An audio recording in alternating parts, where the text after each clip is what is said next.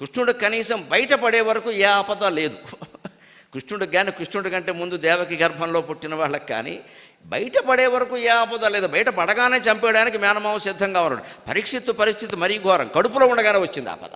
అక్కడ భగవంతుడు కడుపులో ఉన్న ప్రాణి ప్రార్థిస్తే కాపాడాడే మన్ని కాపాడ్డా.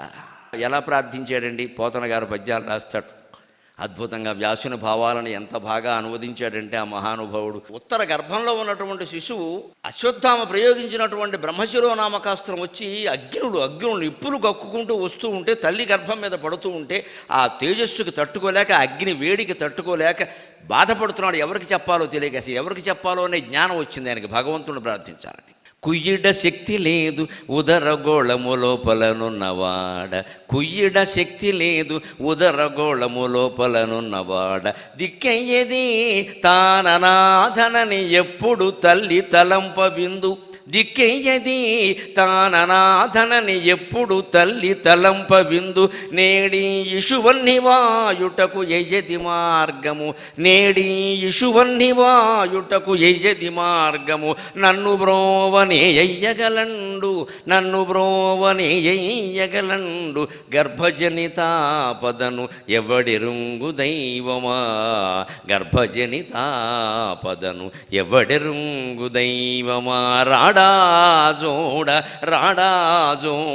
సమస్త భూతములలో రాజిల్లువాడు ఇచ్చటం లేడా, రాడాజోడ సమస్త భూతములలో రాజిల్లువాడు ఇచ్చటం లేడా, పారుని చిత్సరమ్ము తొలగన్ లీలాగతింద్రోచి నాకిడా నేడ భయప్రదానము, పారుని చిత్సరమ్ము తొలగన్ లీలాగతింద్రోచి నాకిడానేడ భయప్రదానము, అతడూహింపన్ నతత్రాతమున్ కాడా, అతడూహింపన్ నతత్రాతమున్గాడ, ఎందరిగావడు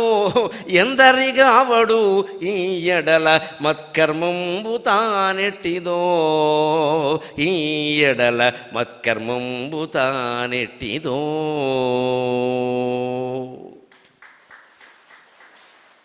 ఈ ఆవేదన కడుపులో ఉన్న పిల్లాడికి వచ్చిందమ్మా, మన కడుపులోంచి ఎప్పుడు వస్తుంది? పూజామందిరంలో రావలసిన ఆవేదన ఇది.